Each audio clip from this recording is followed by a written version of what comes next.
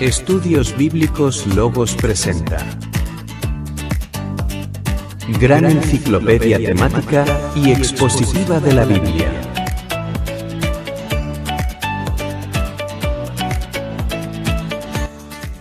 En esta sección presentamos las 10 primeras generaciones. Aprenderemos acerca de los 10 primeros eslabones que condujeron al Nuevo Mundo luego del diluvio.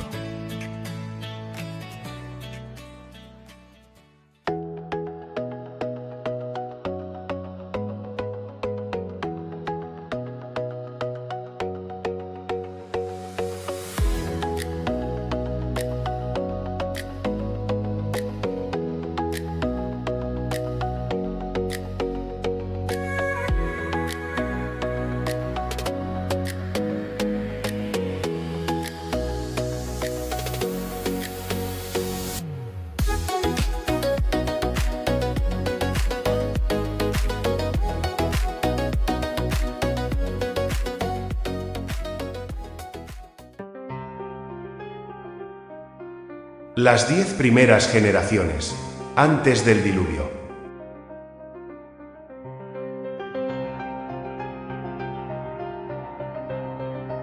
La línea de los patriarcas, desde Adán hasta Noé.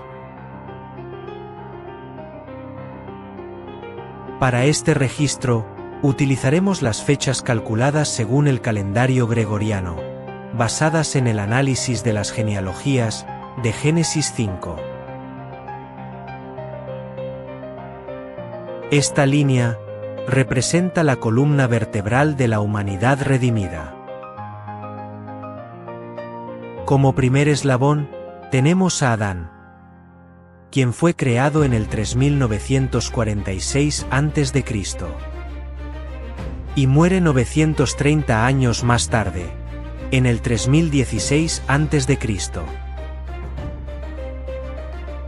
Como segundo eslabón, tenemos a Set, quien nace en el 3816 a.C., cuando Adán su padre tenía 130 años de edad. Y muere 912 años más tarde, en el 2904 a.C. Como tercer eslabón, tenemos a Enos, quien nace en el 3711 a.C., cuando Set, su padre, tenía 105 años de edad. Y muere 905 años más tarde, en el 2806 a.C. En su tiempo se comenzó a invocar el nombre de Jehová. Es vital aclarar que el nombre Jehová es usado por Moisés por anacronismo, es decir, que el nombre propio de Dios no se conocía para ese entonces, puesto que nunca antes se había revelado a ningún ser terrenal. Le fue revelado a él mismo, mucho después, en el 1493 a.C., como se describe en el libro del Éxodo capítulo 6, verso 3. En tiempos de Enos, se le conocía como el Shaddai, Dios omnipotente.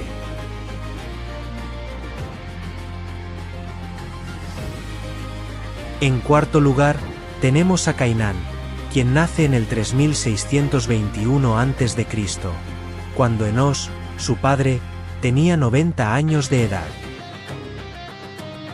Y muere 910 años más tarde, en el 2711 a.C. En quinto lugar, tenemos a Mahalaleel, quien nace en el 3551 a.C., cuando Cainán, su padre, tenía 70 años de edad. Y muere 895 años más tarde, en el 2656 a.C.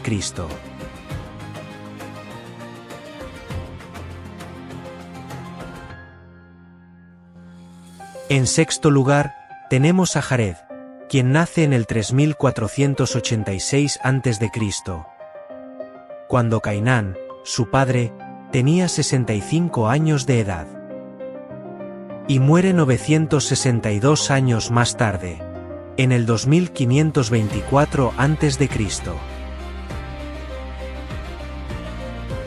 El séptimo después de Adán fue Enoc, quien nace en el 3324 a.C., cuando Jared, su padre, tenía 62 años de edad. Enoc es un misterio dentro de los libros canónicos. En Génesis 5:24 dice: caminó pues Enoc con Dios y desapareció, porque le llevó Dios. Fue arrebatado hacia los cielos, en el año 2959 a.C., cuando tenía 365 años. En la literatura extracanónica, con respecto a Enoc, el libro de Jasher nos describe su sabiduría y retiro en cuevas. Por otro lado, el libro de los Jubileos le atribuye la invención de la escritura. El libro de Enoc, citado en Judas 14, y en la segunda carta del apóstol Pedro, capítulo 2 verso 4, relata la caída de 200 ángeles que procrearon con humanas, dando origen a los gigantes o nefilim.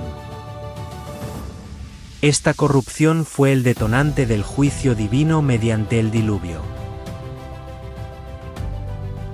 En el octavo lugar, tenemos a Matusalén, quien nace en el 3259 a.C., cuando Enoc, su padre, tenía 65 años de edad.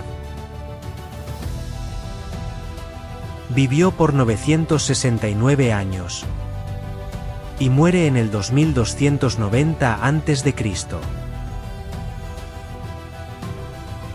Se le conoce como el testigo de los siglos, y es el hombre más longevo registrado. Su vida es un puente de conocimiento. Convivió con Adán durante 243 años, y murió en el mismo año del diluvio. Su muerte marca el fin de la paciencia de Dios, y junto a su nieto Noé, advirtió al mundo sobre la destrucción venidera, durante sus últimos 120 años.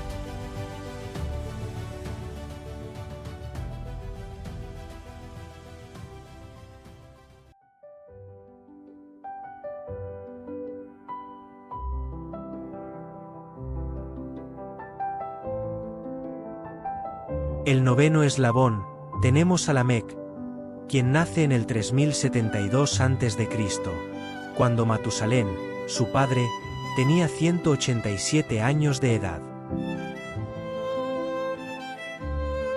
Vivió por 777 años, y muere en el 2295 a.C.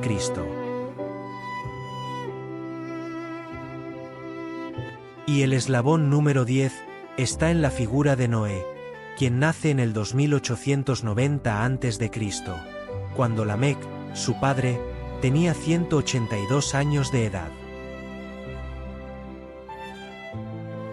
Vivió por 950 años, y muere en el 1940 a.C.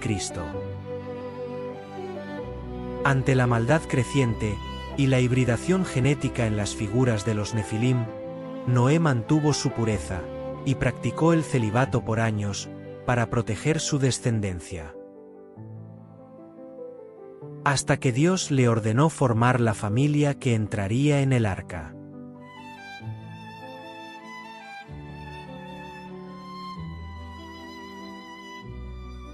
La generación de los nefilim. Hibridación y caída.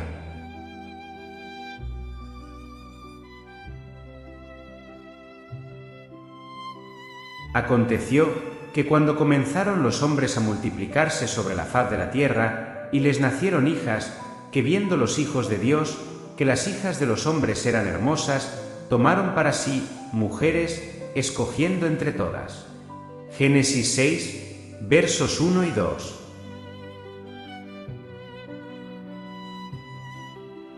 Durante los primeros 100 años de vida de Lamec, antes del nacimiento de Noé, ocurrió un evento sin precedentes.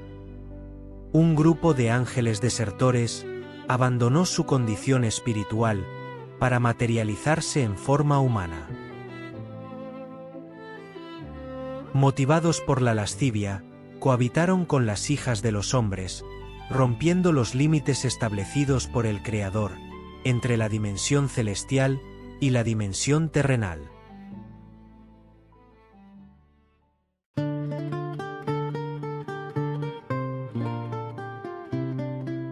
El fruto de estas uniones prohibidas fueron seres de naturaleza híbrida, conocidos en la tradición hebrea como nefilim, término que significa destructores. Estos seres guardan una similitud conceptual con los semidioses de la mitología griega, hombres con capacidades sobrehumanas. Según el libro de los Jubileos, esta rebelión ocurrió poco después de la muerte de Adán, contaminando la tierra antes de la llegada de Noé. La versión moderna del libro de Enoc especifica que fueron 200 ángeles los que descendieron sobre el monte Hermón. Como consecuencia, estos ángeles fueron castigados y encadenados en prisiones de oscuridad, hasta que se llegue el día del juicio final. Como bien lo describe el apóstol Pedro, en su segunda carta, capítulo 2, verso 4.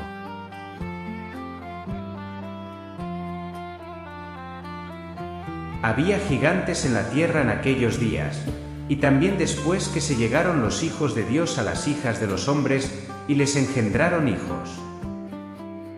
Estos fueron los valientes que desde la antigüedad fueron varones de renombre. Génesis 6, verso 4. Aunque el texto canónico es breve, la tradición hebrea y los libros extracanónicos describen a los nefilim como poseedores de una inteligencia superior. Estos ángeles caídos revelaron secretos celestiales a su descendencia, permitiéndoles dominar artes y tecnologías avanzadas. Se estima que su altura promedio rondaba los 6 metros, lo que explicaría la construcción de estructuras megalíticas que serían imposibles para un humano común. El libro de Enoc menciona estaturas de hasta 3000 codos, es decir, unos 1350 metros, cifra que resulta desproporcionada y sugiere una posible alteración en las copias modernas del libro. Esta generación de gigantes se esparció por el globo, erigiendo monumentos y ciudades. Sin embargo, su cultura era de autoadoración. Se consideraban dioses a sí mismos, debido a su linaje angelical.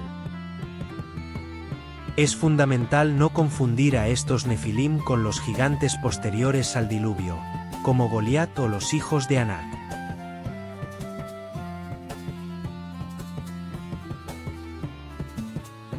Aquella nueva generación en Canaán, aunque de gran estatura, carecía del poder, la longevidad y la inteligencia arcana de los híbridos originales, que perecieron bajo las aguas del juicio divino.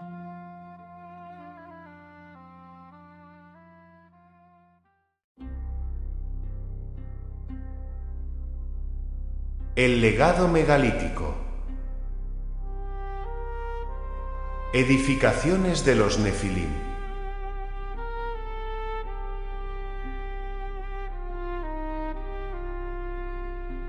Los nefilim se distribuyeron por toda la faz de la tierra, y a su paso, dejaron monumentales construcciones, principalmente de carácter megalítico.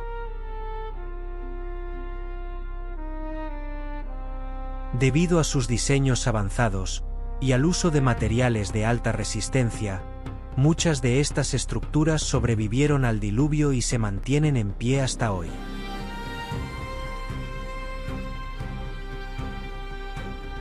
El conflicto surge cuando la historia secular, al no registrar la existencia de una civilización antediluviana, adjudica estas obras a culturas postdiluvianas, que carecían de la tecnología y la fuerza necesarias para realizarlas.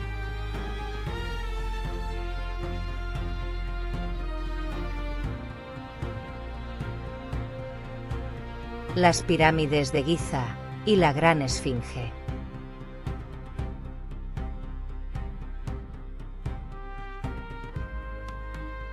La arqueología tradicional atribuye la edificación de las pirámides de Egipto a los faraones Keops, Kefren y Micerino. Sin embargo, no existen registros contemporáneos que certifiquen tal hazaña.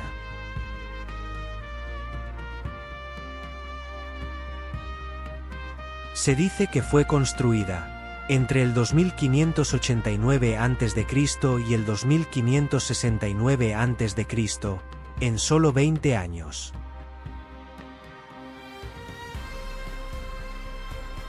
No obstante, es físicamente imposible que hombres comunes, con herramientas de mano, lograran tal precisión y velocidad.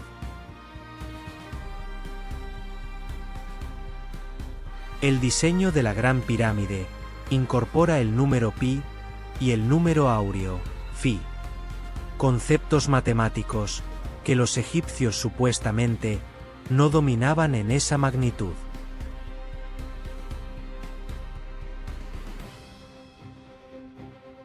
La Gran Esfinge. Se le adjudica a Kefren, pero evidencias como la caída de su barba postiza sugieren que los egipcios solo manipularon una estructura que ya estaba allí. Estas estructuras soportaron el diluvio, gracias a su diseño piramidal, que disipa la presión hidrodinámica hacia los lados. Los egipcios no fueron los constructores. Ellos simplemente las descubrieron entre las arenas, tras el retroceso de las aguas, y las reclamaron como propias, tallando sus nombres en ellas.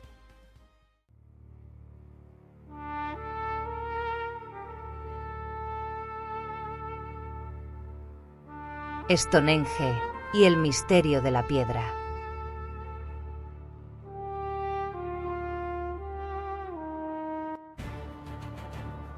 Ubicado en Inglaterra, este monumento sigue siendo un enigma para los arqueólogos.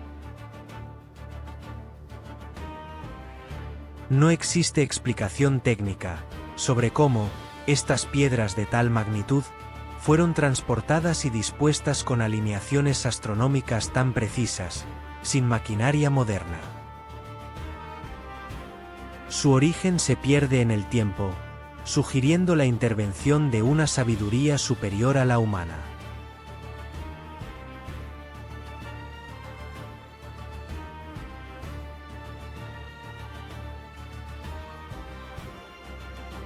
Las líneas de Nazca.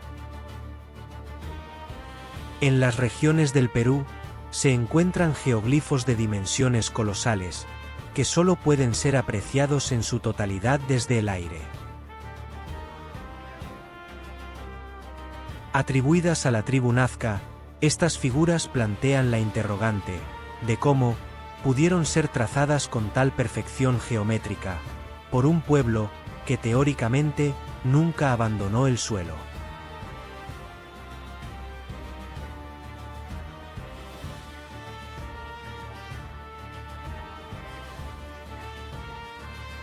Los Moais, de la isla de Pascua. En Chile, los Rapanui son acreditados por levantar los Moais, a partir del siglo XIII después de Cristo. Sin embargo, los nativos no poseían herramientas ni la envergadura física para mover estatuas de hasta 200 toneladas. Además, los rostros de estas estatuas no guardan ninguna semejanza con los rasgos étnicos de los habitantes de la isla.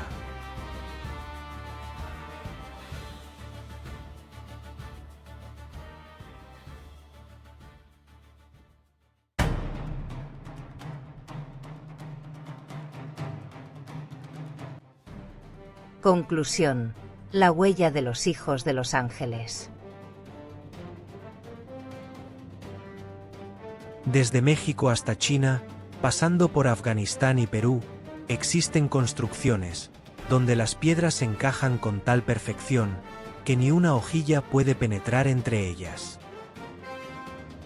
Solo los Nefilim, poseedores de una fuerza física descomunal, y una inteligencia arcana heredada de sus padres, es decir, los ángeles caídos, pudieron haber dominado la piedra caliza y el granito de esta manera.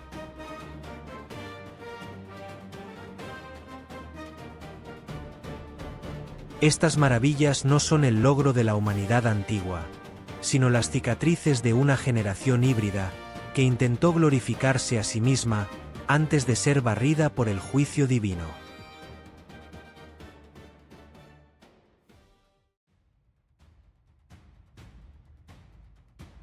La maldad de los hombres y el límite de la gracia.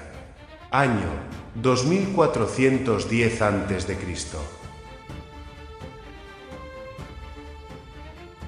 Y vio Jehová que la maldad de los hombres era mucha en la tierra, y que todo designio de los pensamientos del corazón de ellos era de continuo solamente el mal. Y se arrepintió Jehová de haber hecho hombre en la tierra, y le dolió en su corazón. Génesis 6, versos 5 y 6.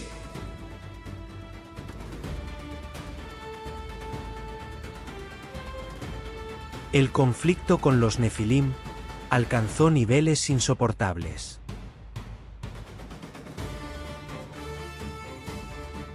Estos híbridos no solo poseían conocimientos arcanos, sino que su dominio sobre la humanidad se tornó violento y caníbal.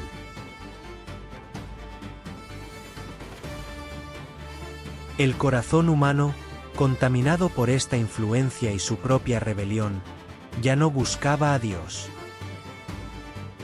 Es aquí donde vemos un contraste histórico.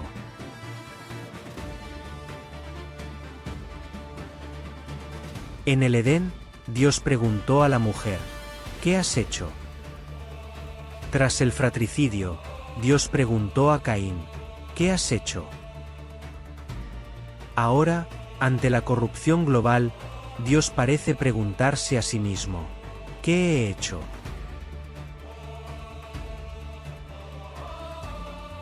Cuando la Escritura dice que Dios se arrepintió y le dolió el corazón, utiliza un lenguaje antropomórfico, es decir, que usa términos humanos, para que podamos dimensionar la profunda herida que el pecado causa en la santidad divina.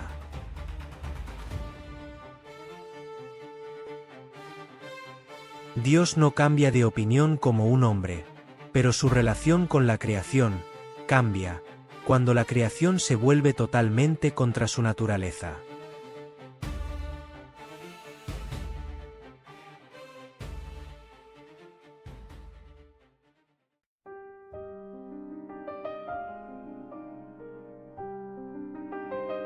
El decreto de los 120 años.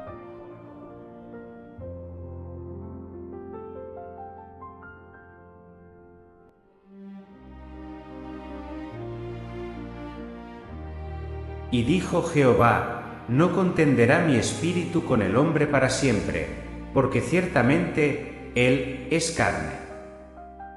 Mas serán sus días 120 años. Génesis 6, verso 3.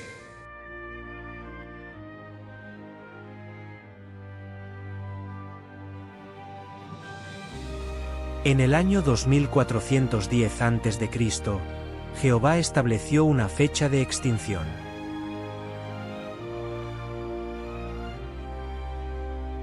Sin embargo, este anuncio no fue una sentencia de muerte inmediata, sino un periodo de gracia.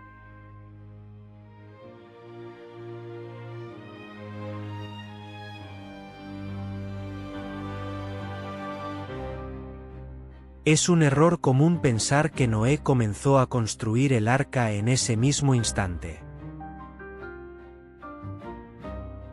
En este punto, Noé ni siquiera tenía hijos, ni Dios le había revelado el método de destrucción, que era por agua.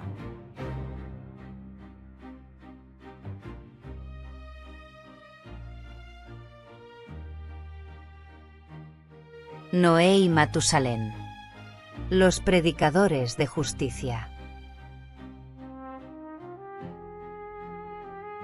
Durante estas décadas, Noé y su abuelo Matusalén se convirtieron en la voz de advertencia. Imaginen la escena. Hombres que vivían siglos, burlándose de dos ancianos que hablaban de una destrucción total.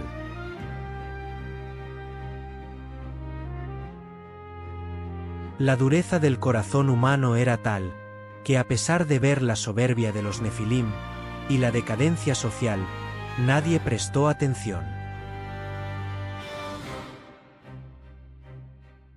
Dios, en su soberanía, decide que la semilla de la humanidad debe preservarse a través de Noé para dar paso a una nueva generación. Pero, el plan parecía humanamente imposible en ese momento.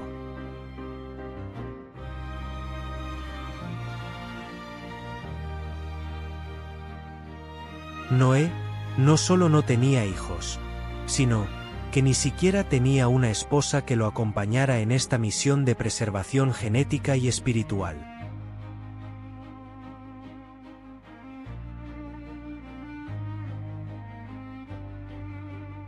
La familia de Noé.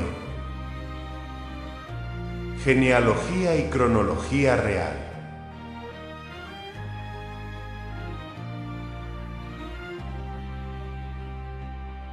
La búsqueda de una esposa. Al comprender que había hallado gracia ante Dios, Noé enfrentó la urgencia de establecer una familia para asegurar la repoblación de la tierra. La identidad de su esposa varía según las fuentes extracanónicas. El libro de los Jubileos la identifica como Enzara, hija de su prima Baraquiel. El libro de Jaser afirma que fue Naama, hija de Enoc, quien era 82 años mayor que Noé.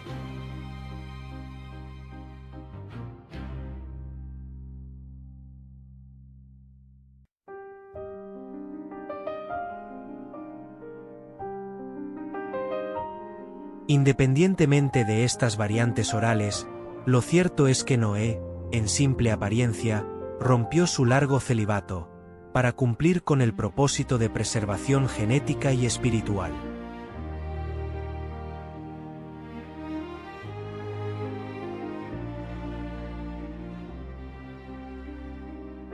El orden de los hijos de Noé. Jerarquía versus nacimiento. Y siendo Noé de 500 años, engendró a Sem, a Cam y a Jafet. Génesis capítulo 5, verso 32. Este versículo suele interpretarse como si los hijos fueran trillizos, nacidos exactamente a los 500 años de Noé. Sin embargo, el orden Sem, Cam y Jafet, tal y como aparece 5 veces en la Biblia, responde a la importancia espiritual y no al orden cronológico. Para determinar la verdad, debemos realizar una triangulación de textos. En primer lugar, tenemos que en Génesis 9, verso 24, se identifica a Cam como el hijo más joven. Luego tenemos que en Génesis 10, verso 21, se aclara explícitamente que Sem es el hermano mayor de Jafet. En conclusión, tenemos que el verdadero orden real de nacimiento fue Sem, Jafet y Cam, coincidiendo con los registros del historiador Flavio Josefo.